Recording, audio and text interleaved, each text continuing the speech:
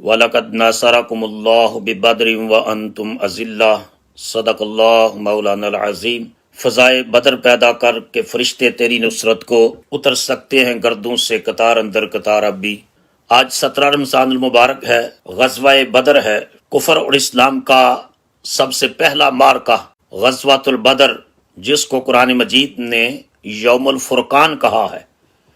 یعنی حق اور باطل کے درمیان فرق کرنے والا معرکہ۔ آج ان شہداء بدر کی بارگاہ میں خراج تحسین پیش کرنے کا دن ہے کہ جنہوں نے اپنے خون سے اسلام کے درخت کی ایسی آبیاری کی کہ 1500 سال سے جو گلشن اسلام شاداب ہے اور بہار آفری ہے، تو اس کی وجہ یہ ہے کہ بدر کے مقام پر مصطفیٰ کریم صلی اللہ تعالیٰ علیہ وآلہ وسلم کے غلاموں نے نتائج کی پرواہ کیے بغیر، ظاہری اسباب کی کمی کے باوجود، محض اللہ کی ذات پر توکل اور رسول اللہ صلی اللہ علیہ وسلم کی عالمگیر لیڈرشپ کے انڈر وہ کارنامہ سر انجام دیا جس نے کفر کی کمر کو توڑ کر رکھ دیا۔ واقعہ غزوہ بدر کے اسباب کیا ہیں وہ میں آپ کی خدمت میں پہلے عرض کر دوں کہ حضور علیہ الصلوۃ والسلام نے اعلان نبوت کے بعد 13 سال مکہ مکرمہ میں گزارے۔ حضور صلی اللہ علیہ وسلم نے تمام انسانی کوششیں اور کاوشیں صرف کر دیں کہ میری قوم کے افراد یعنی اہل مکہ اس دعوت حق کو قبول کر لیں اور اس دین کے امین بن جائیں اور پوری دنیا میں اس کلمہ حق کو اور کلمہ خیر کو پھیلانے کا ذریعہ بنے۔ لیکن اللہ پاک نے یہ اصول دے دیا کہ ہدایت میرے ہاتھ میں ہے، میں جس کو چاہتا ہوں عطا کرتا ہوں۔ نبی کریم صلی اللہ تعالیٰ علیہ وآلہ وسلم نے صرف دعاؤں سے اور صرف معجزات سے کام نہیں چلایا، ہیومن بیسس کے اوپر رسول اللہ صلی اللہ علیہ وسلم نے سٹرگل کی ہے۔ سٹیپ بائی سٹیپ حضور نے ایک ایک لمحہ اللہ کا دین غالب کرنے کے لیے اور کلمات اللہ کے احیاء کے لیے حضور صلی اللہ علیہ وسلم نے ساری انسانی کوششیں اور کاوشیں صرف کر دیں۔ لیکن جن کے مقدر میں شقاوت تھی وہ اس امانت کے امین نہ بن سکے۔ سوائے گنتی کے چند لوگوں کے مکہ مکرمہ اور مکہ اور پورا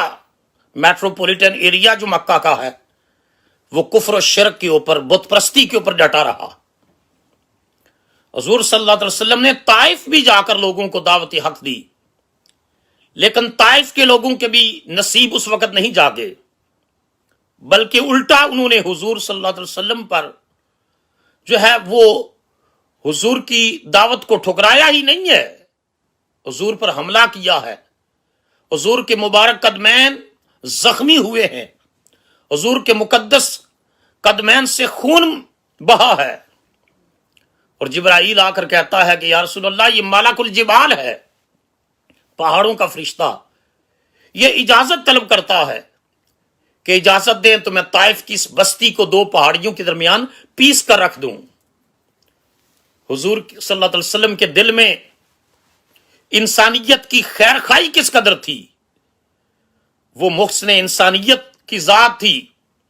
حضور نے ارشاد فرمایا کہ نہیں، میں دعا کرتا ہوں اللہ طائف والوں کی نسل میں میرے دین کے خادم پیدا فرمائے گا۔ محسن انسانیت نے، خیر خواہ انسانیت نے ان کے لیے ہدایت کی دعا مانگی۔ الغرض مسلمان ہجرت کر کے مکہ مکرمہ سے مدینہ طیبہ آ گئے، لیکن کفار و مشرکین مکہ کی سازشوں، ریشہ دوانیوں میں ذرا بھی فرق نہیں آیا۔ جو مسلمان مکہ میں مکان چھوڑا ہے ان مکانوں پر قبضہ کر لیا، ان زمینوں پر قبضہ کر لیا۔ الغرض دوس، داندلی، جبر، تشدد، وائلنس، اس کا ہر حربہ اہل مکہ نے آزمایا کہ اس دعوت حق کو روک دیں، لیکن وہ شمع کیا بجھے جسے روشن خدا کرے۔ هو الذی ارسل رسولہ بالہدی ودین الحق، اللہ نے اپنے رسول کو دین حق کے ساتھ مبعوث فرمایا، لیظہرہ علی الدین کلہ، تاکہ اس دین حق کو دنیا کے سارے ادیان باطلہ پر رسول غالب کر دے۔ وَلَوْ كَرِهَ الْكَافِرُونَ، اگرچہ کافر اس کو ناپسند کریں، وَلَوْ كَرِهَ الْمُشْرِكُونَ، اگرچہ مشرک اس کو ناپسند کریں۔ تو غزوہ بدر کے اسباب میں سے ایک سبب یہ ہے کہ مسلمانوں کے مکہ مکرمہ سے مدینہ طیبہ ہجرت فرمانے کے باوجود کفار کی سازشوں، ریشہ دوانیوں، ظلم و تشدد میں فرق نہیں آیا۔ مسلمانوں کے قافلوں کو لوٹ لیتے، کوئی مسلمان مسافر ملتا تو اس پر تشدد کرتے، جو مسلمان مکہ میں رہ گئے انہیں طرح طرح کی اذیتیں دیتے۔ اس کے علاوہ یہ بھی ہے کہ مسلمان مکہ مکرمہ میں جب عرصہ حیات تنگ ہو گیا تو حبشہ گئے کہ وہاں جا کر، عیسائی ملک تھا، وہاں جا کر اللہ کا دین، اس کا کام کرے اور عبادت تو کرے اور اللہ کی بندگی کا دم بھرے۔ اور پھر حضور علیہ الصلوۃ والسلام کی قیادت میں مدینہ طیبہ کی طرف ہجرت کی۔ اب کفار و مشرکین نے ڈپلومیٹیکلی سفارتی ذرائع استعمال کیے اور حبشہ اور مدینہ طیبہ جو پہلے یثرب تھا وہاں کے سرداروں اور زعماء کو کہا کہ ہمارے کچھ لوگ بھاگ کر یہاں آئے ہیں، ان کو واپس بھیجا جائے۔ اب ان حالات میں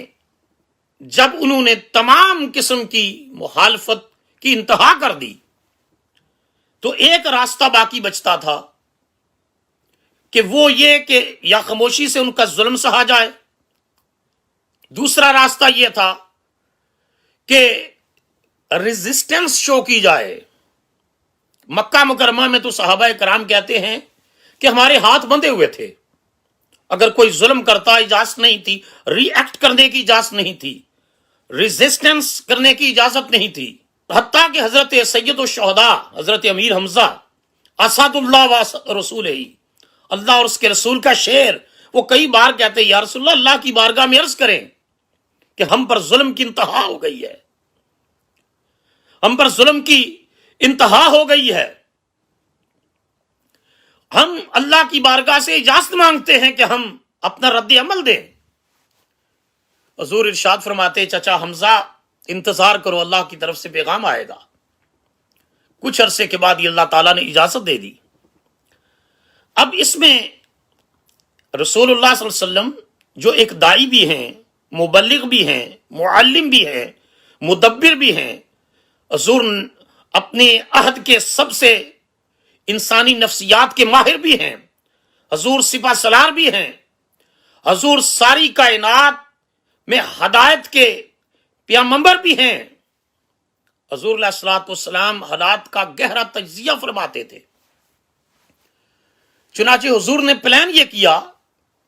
کہ دشمن نہ صرف ہمیں جسمانی طور پر اذیت دیتا ہے، ذہنی طور پر ٹارچر کرتا ہے، بلکہ ڈپلومیٹیکلی بھی، سفارتی سطح پر بھی دشمن اپنی تمام چالیں چلنے کے لیے تمام کوششیں بروئے کار لاتا ہے۔ چنانچہ حضور علیہ الصلوۃ والسلام نے یہ پلان کیا کہ دشمن کی اکنامک جو پوزیشن ہے اس کو کمزور کیا جائے۔ جب اکنامکلی دشمن کمزور ہوگا، معاشی طور پر کمزور ہوگا، تو اس کے نتیجے میں اس کی جو دشمنی ہے، عداوت ہے، اس کا زور ٹوٹے گا۔ چنانچہ رسول کریم صلی اللہ علیہ وسلم نے اپنے صحابہ کرام کے ہمراہ اس قافلے کو روکنے کی کوشش کی جو ابو سفیان کی قیادت میں مکہ مکرمہ سے یمن، یہ جو ریڈ سی ہے، بحر احمر، ریڈ سی کے کنارے یمن سے شام کی طرف بہت بڑا تجارتی کارواں چلتا تھا قریش کا، اور قریش اور مکہ کے ارد گرد کے جو قبائل تھے ان کے تجارت کے جو قافلے جاتے، مشہور اورنٹیلسٹ سپرنجر نے لکھا ہے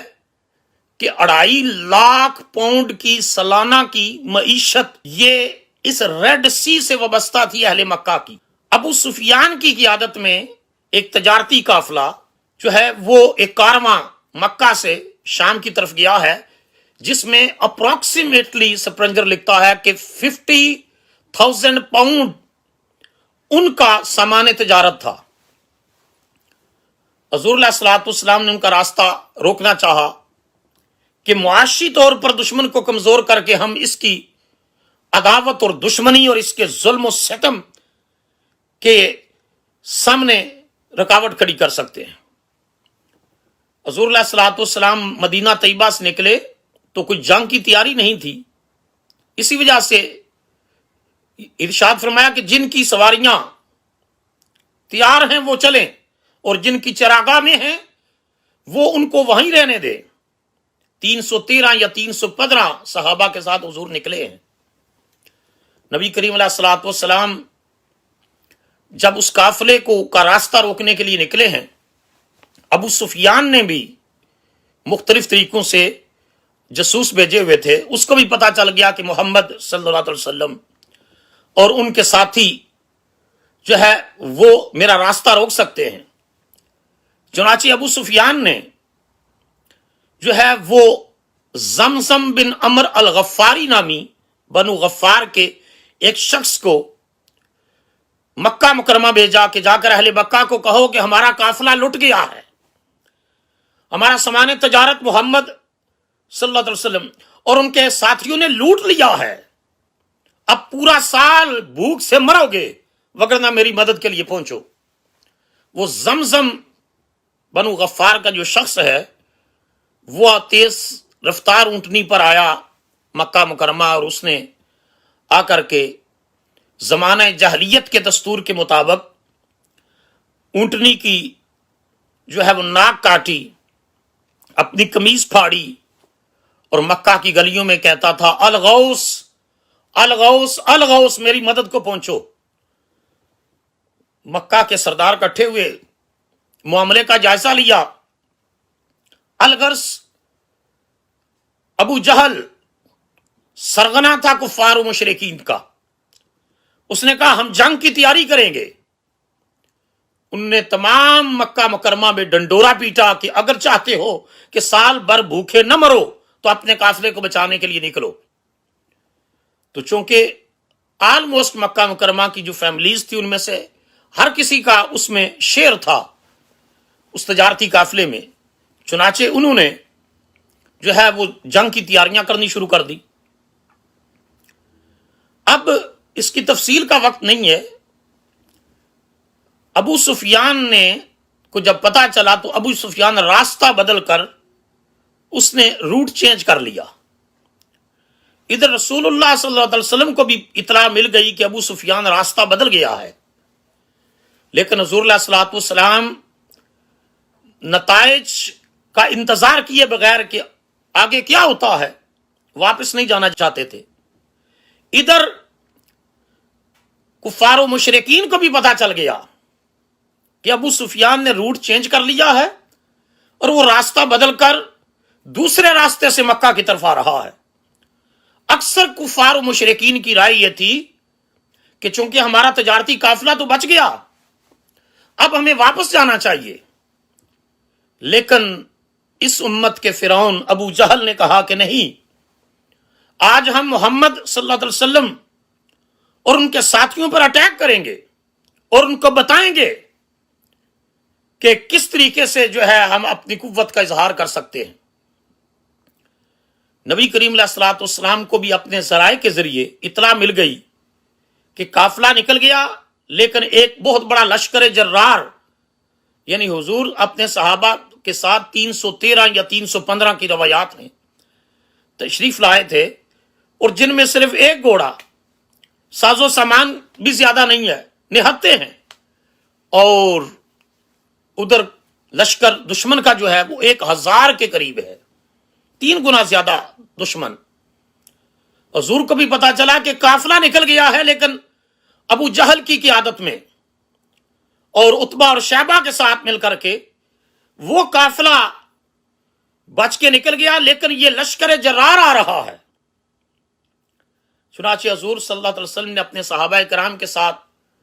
جو ہے وہ مشاورت کی کہ اگر ہم ان حالات میں واپس جاتے ہیں، ایک تو کفار کے حوصلے بڑھیں گے، مشرکین اور زیادہ شدت کے ساتھ مسلمانوں پر اٹیک کریں گے، اور دوسری وجہ یہ ہے کہ مدینہ کے یہود مسلمانوں کا جینا حرام کر دیں گے کہ یہ تم اس قافلے کا نام سن کر واپس آ گئے ہو، جبکہ کائنات میں رسول اللہ سے زیادہ کوئی جرأت مند انسان نہیں آیا، حضور سے زیادہ کوئی بریو سپہ سالار، کمانڈر، جرنیل اس دھرتی پر، اس عرصی کائناتی عرصی پر نہیں آیا جتنے جرأت مند، استقلال کے مالک اور اللہ پر توکل کرنے والے محمد مصطفیٰ تھے صلی اللہ تعالی علیہ وسلم۔